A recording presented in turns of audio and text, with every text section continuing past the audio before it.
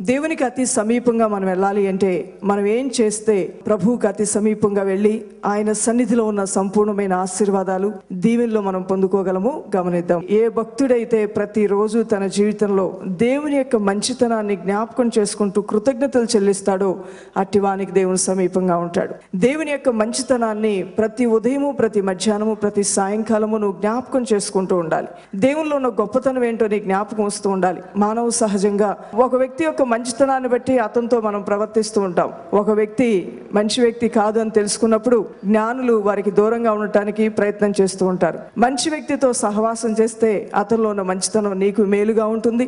జ్ఞానితో నువ్వు సహవాసం చేస్తే నువ్వు జ్ఞానిగా మార్చబడతావు. మనుషుల యొక్క మంచితనం మనం ఎంత సహజంగా చక్కగా అర్థం చేసుకోగలుగుతున్నామో అదే రీతిగా దేవునిలో ఉన్న మంచితనం కూడా మనకి ప్రతిరోజు జ్ఞాపకం రావాలి. మొదటి దినవృత్తాంతములు 16వ అధ్యాయము 7 నుండి 14 వచనాల్లో ఆయన చేసిన ఆశ్చర్య కార్యములు జ్ఞాపకం చేసుకొనుడి, సూచక క్రియలను ఆయన నోటి తీర్పులను జ్ఞాపకం చేసుకొనుడి. ఆయన మన దేవుడైన యెహోవా, ఆయన తీర్పులు భూమి యందంతటా కూడా జరుగుచున్నది. దావీదు మహారాజు దేవుని యొక్క మందసాన్ని తీసుకొని వచ్చిన తర్వాత మొట్టమొదటిగా అతను చేస్తున్నటువంటి గొప్ప కార్యం ఏంటంటే దేవుడు చేసినటువంటి కార్యాలను జ్ఞాపకం చేసుకుంటూ ఉన్నాడు. ఆయనలో ఉన్న గొప్పతనాన్ని, ఆయనలో ఉన్న మంచితనాన్ని, ఆయనలో ఉన్నటువంటి బల పరాక్రమములను, గొప్ప ఆశీర్వాదకరమైన కార్యములు, ఆయన ప్రేమించినటువంటి ఆయన భక్తుల పట్ల ఆయన చేసినటువంటి కార్యాలన్నింటినీ కూడా జ్ఞాపకం చేసుకుంటూ కృతజ్ఞతాస్తుతులు చెల్లిస్తూ ఆయన సన్నిధిలోనికి ప్రవేశిస్తూ ఉన్నాడు. దేవుని మందస్సం అంటే ఆ రోజుల్లో ఎంతో ఘనత. ఈరోజు మనము దేవుని యొక్క సన్నిధిని ఆదివారం రోజున ఒక చర్చిగా కూడుకొని ఆరాధించడానికి మనం ఎంత రివరెన్స్ ఇస్తూ ఉంటామో ఆ రోజున కూడా దేవుని యొక్క మందస్సం ఒక దేవాలయం వలె వారు చూసేవారు. ఆ దేవుని యొక్క మందస్సంలోనికి దైవ ప్రత్యక్షత ఉన్నదని వారు నమ్మేవారు. అటువంటి ఆ దేవుని యొక్క మందస్సు ముందు వారు మొట్టమొదటిగా ఏమి సమర్పించారు?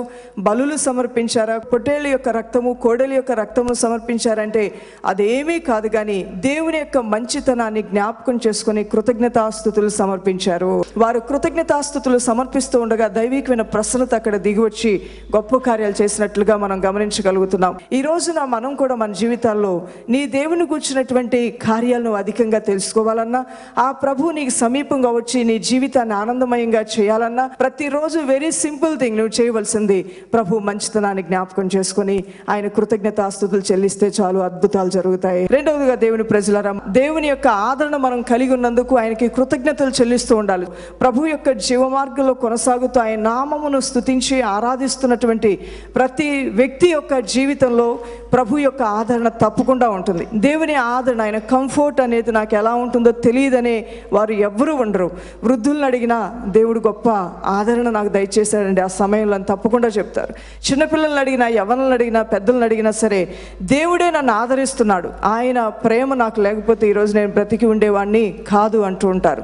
ఈ యొక్క ఆదరణ నువ్వు ప్రతిరోజు కలిగి ఉన్నందుకు దేవునికి కృతజ్ఞతాస్తుతులు నువ్వు చెల్లిస్తే ఆయనకి నువ్వు సమీపంగా వెళ్ళగలుగుతావు. దేవుని హృదయం అంటే ఏంటో నువ్వు తెలుసుకోగలుగుతావు. అటువంటి వారు ప్రభువుని త్వరగా అందుకోగలుగుతారు, త్వరగా ఆయన యొక్క స్వరాన్ని వినగలుగుతారు, త్వరగా వారి జీవితాల్లో దేవుని కార్యాలు జరుగుతూ ఉంటాయి. యెషయా గ్రంథం 51వ అధ్యాయము 3 నుండి 5 వచనాలు. యెహోవా సియోనును ఆదరించుచున్నాడు, దాని పాడైన స్థలములన్నిటినీ ఆదరిస్తానంటున్నాడు. దాని ఎడారి భూములు యెహోవా తోట ఆగునట్లు చేయుచున్నాడు. ఆనంద సంతోషములను, కృతజ్ఞతా స్తుతియు, సంగీత గానమును దానిలో వినబడును.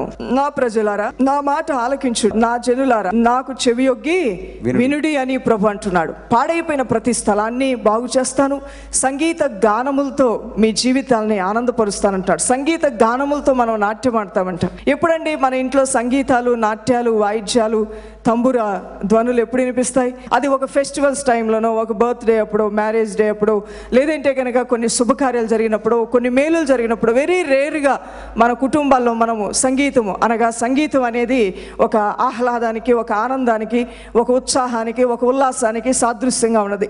అయితే నీ ప్రభు నీతో అంటూ ఉన్నాడు, ప్రతిరోజు కూడా నీకు సంగీత గానములు వినిపిస్తానంటున్నాడు. నమ్ముతున్నారా మీలో అందరూ కూడా ప్రతిరోజు నా జీవితం ఆనందమయంగా అవుతుందని? దేవుడు చేయగల శక్తిమంతుడా కాదా అండి? ఆయన చేయగల శక్తిమంతుడు. మనం నమ్మాలి ఆ విషయాన్ని. ఆయన మాటలు మనం నమ్మి, ప్రభువా నువ్వు నన్ను ఆదరించే దేవుడుగా ఉన్నావు, నన్ను బలపరిచే దేవుడుగా ఉన్నావు. ఈ రోజు కొన్ని విషయాల్లో నేను దుఃఖంలో ఉన్నాను, కీడుతో ఉన్నాను, రోగముతో ఉన్నాను, కష్టముతో ఉన్నాను, సమస్యతో ఉన్నాను, ఆర్థిక ఇబ్బందులతో ఉన్నాను. ఇది నా జీవిత జీవితాంతం ఇలా ఉండదు ప్రభా, తప్పకుండా ఈ విషయంలో నాకు మేలు చేస్తావు, తప్పకుండా నా తలను నువ్వు పైకి లేవనెత్తుతావు. నీ కృతజ్ఞతా స్తోత్రాలని ఉదయకాలమే ప్రభువు చేసే గొప్ప కార్యాలను తలంచుకొని ఆయన కృతజ్ఞతా స్తోత్రాలు, ఏ విషయంలో పాడైపోయావో, ఏ విషయంలో ముందుకు వెళ్ళలేకపోతున్నావో, ఏ విషయంలో అపజయాలు ఎదుర్కొంటున్నావో వాటన్నిటి విషయాలను బట్టి దేవునికి నువ్వు కృతజ్ఞతా స్తోత్రాలు తెలుస్తూ, దేవా నువ్వు చేయబోయే కార్యాలను నేను జ్ఞాపకం చేసుకుంటున్నానని నువ్వు చేసే ఆ చిన్న ప్రార్థన ప్రభు ఆలకించి ఏదేను వనం వలె చేస్తానని వాగ్దానం చేస్తున్నాడు. అవి మనం నమ్మి తీరాలి. ప్రతి ఒక్కరి జీవితాల్లో, ప్రతి ఒక్కరి కుటుంబంలో, ప్రతి వ్యక్తి జీవితంలో కూడా ఎక్కడో ఒక దగ్గర ఏదో ఒక కలవరం, ఏదో ఒక వేదన, ఏదో ఒక చింత, ఏదో ఒక నిరుత్సాహం అనేది పట్టి పీడిస్తూనే ఉంటుంది. అయితే ఏం చేయాలి? అది పోవాలి అంటే ఆదరించే దేవునికి కృతజ్ఞతా స్తోత్రాలు చెల్లిస్తే పాడైపోయినటువంటి స్థలాల్ని బాగు చేస్తారంటున్నాడు ఆయన. మూడవదిగా మనం చూసినట్లయితే ప్రతి విషయంలో కూడా మీరు కృతజ్ఞతా స్తోత్రాలు చెల్లించాలి. అన్ని విషయాల్లో, అంటే మీ స్థితిగతులు ఎలా ఉన్నా దాన్ని మీ మనస్సులోనికి తీసుకోవద్దు. మీ పరిస్థితులు ఎలా ఉన్నప్పటికీ కూడా, మీరు రోగిగా ఉన్నప్పటికీ కూడా ఆరోగ్యం ఇచ్చే దేవునికి కృతజ్ఞతా స్తోత్రాలు చెల్లించండి. మీరు బీదవారైనా మిమ్మల్ని గొప్పవారిగా చేయగల శక్తిమంతుడని నమ్ముతూ కృతజ్ఞతా స్తోత్రాలు చెల్లించండి. మీ బిడ్డలు పాస్ అవ్వకపోయినా, ఫెయిల్ అవుతూ ఉన్నా, ఓటమితో ఉన్నా వారు తప్పకుండా జయిస్తారు దేవుని కృప వలనని కృతజ్ఞతా స్తోత్రాలు, స్తుతులు చెల్లించండి.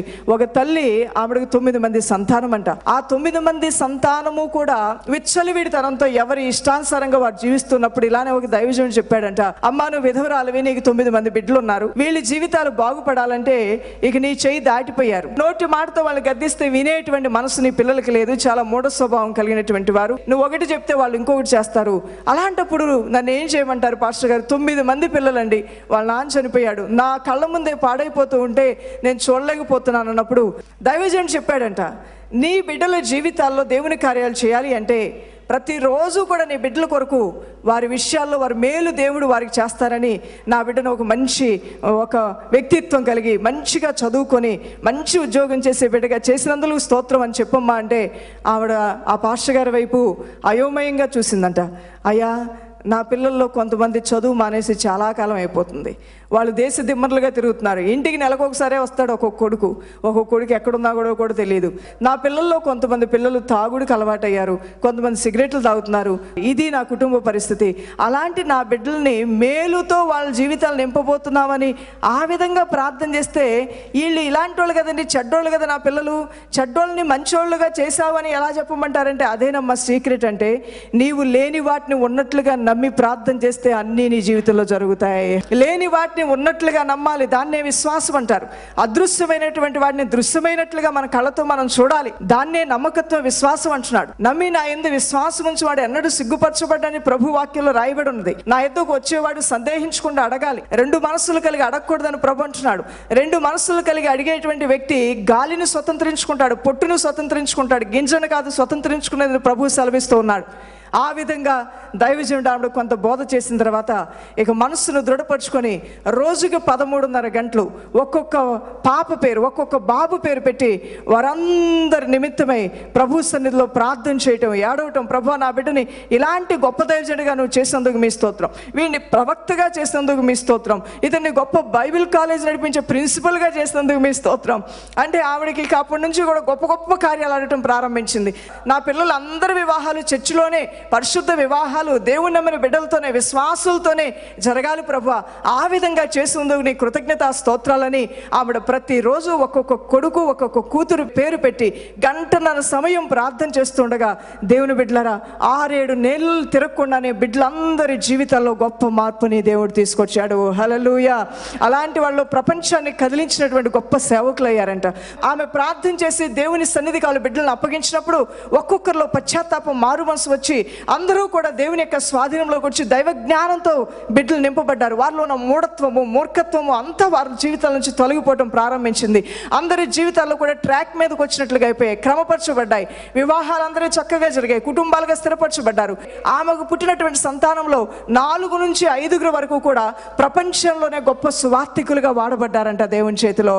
దేవుని బిడ్డలారా, ఈ రోజు నుంచి ప్రతిరోజు కూడా ఏదైతే పాడైపోయిందో, ఏదైతే బాగుగా లేదో, ఏదైతే నష్టం అనుకుంటున్నారో, ఏదైతే కష్టం అనుకుంటున్నారో, ఏ వ్యక్తి వల్ల నీకు ఎక్కువ కీడు, ఎక్కువ బాధ, ఎక్కువ అవమానం కలుగుతుంది అనుకుంటున్నారో, వారి నిమిత్తం, వాటి నిమిత్తం, ప్రతి విషయం నిమిత్తము దేవుని యొక్క సన్నిధిలో ఒక సమయాన్ని మేము నిర్ణయించుకొని, ప్రభువా ఈ విషయంలో నాకు జవాబు ఇవ్వబోతున్నందుకు నీకు స్తోత్రాలు, ఈ విషయంలో నాకు మేలు చేయబోతుంది నీ స్తోత్రాలను స్తోత్రాలు చెల్లిస్తూ ప్రభువుని గణపరచాలి. ఇది మంచిగా చేయబడుతుంది. ఈ జీవితం ఇలానే మోడుబారిన జీవితంగా ఉండదు, తప్పకుండా చిగురిస్తుంది. ఈ రోజు ఉన్నటువంటి ఈ యొక్క అడ్డు అనేది రేపు ఉండదు. నా దేవుని కృపలను నేను జయించగలుగుతాను, అది తొలగిపోతుంది అనే విశ్వాసం నీలో ఉండాలి. అది క్యాన్సర్ వ్యాధైనా, అది గడ్డైనా, అది కురుపులైనా, అది ఎయిడ్స్ వ్యాధైనా, అది కిడ్నీ బలహీనతలైనా, అది గుండె జబ్బైనా, ఏది ఏమైనప్పటికీ కూడా నీ దేవుని యొక్క శక్తి వలన, నీ దేవుని యొక్క సహాయం వలన అన్నిటినీ నువ్వు అధిగమించగలవు, అన్నిటినీ నువ్వు జయించగలవు ప్రభు నామంలో. ఆ ధైర్యం నీలో ఉంటే ఈ సమయంలోనే దేవుడు నిన్ను దర్శిస్తాడు.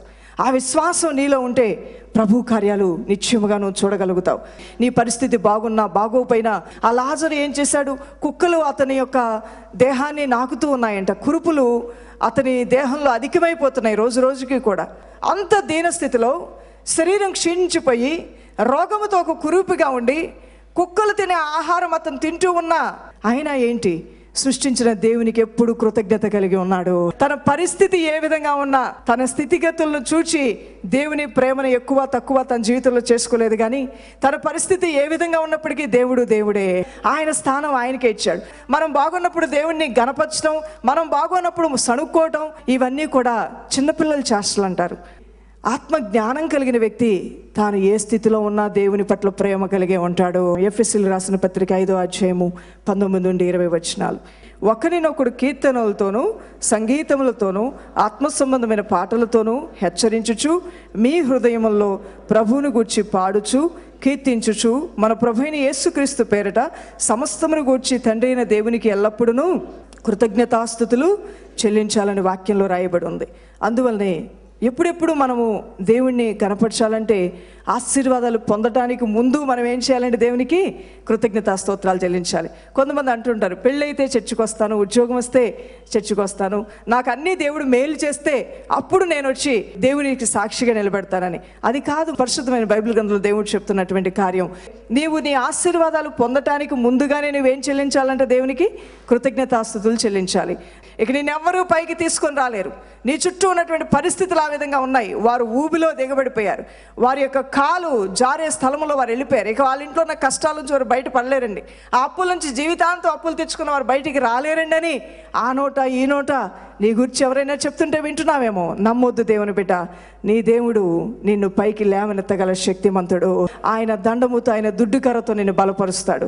ఆయన గడాంధకారపు లోయలను సంచరించిన ఏ అపాయము రాకుండా నిన్ను కాపాడుతానని ప్రభు వాగ్దానం చేస్తున్నాడు.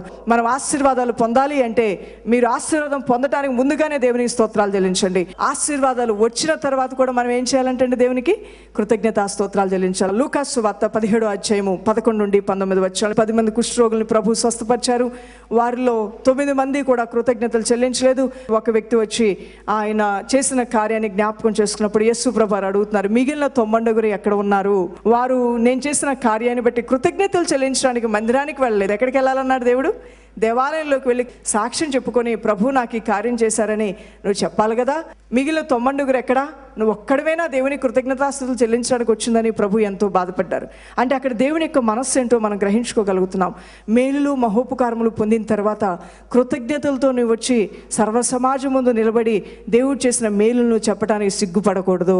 ఈ విధంగా దేవుని బిడ్డలారా, మీ అనుదిన జీవితాల్లో ఆయన యొక్క మంచితనాన్ని జ్ఞాపకం చేసుకుని కృతజ్ఞతలు చెల్లించండి. రెండవదిగా దేవుని ప్రజలారా, దేవుని యొక్క ఆదరణ మనం కలిగి ఉన్నందుకు ఆయనకి కృతజ్ఞతలు చెల్లిస్తూ ఉండాలి. మూడవదిగా ప్రతి విషయంలో కూడా మీరు కృతజ్ఞతా స్తోత్రాలు చెల్లించాలి. ప్రతిరోజు కూడా కృతజ్ఞతా స్తోత్రాలు అన్ని సమయాల్లో అన్ని వేళలా ఆయనకి చెల్లిస్తూ ఆయన సన్నిధిలో ఉన్న ఆనందానికి మీరు దగ్గర అవుతూ ఉంటే అనేకమైనటువంటి ఆశీర్వాదాలు దీవెనలు మీరు స్వతంత్రించుకోగలుగుతారు. ప్రార్థన చేద్దాం. ప్రభువా, ఈ విధంగా చేయడానికి నాకు సహాయం చేయండి అయ్యా. ప్రభు అందరికీ సమీపంగా ఉన్నటువంటి వాడు, ఆయన ఎవరికీ దూరస్తుడిగా ఉండేటువంటి దేవుడు కాదు. దేవుని ప్రజలారా, ప్రతి ఒక్కరికి నేను సమీపంగా ఉంటానని ఆయన వాగ్దానం చేస్తున్నాడు. దేవుని మాటలు నమ్మి పలకాలి, దేవుని కార్యాలు విని గ్రహించుకొని చేయాలి. అవి క్రియరూపంలో పెట్టడం ద్వారా మనం ఆశీర్వాదాలు, దీవెనలు మనం పొందుకుంటాం. అయ్యా, నీ మంచితనాన్ని, నీ జీవితంలో దేవుని యొక్క గొప్పతనాన్ని, ఆయన గుడ్నెస్ నువ్వు జ్ఞాపకం చేసుకొని, నీ మంచితనాన్ని నేను జ్ఞాపకం చేసుకొని కృతజ్ఞతలు చెల్లిస్తున్నాను.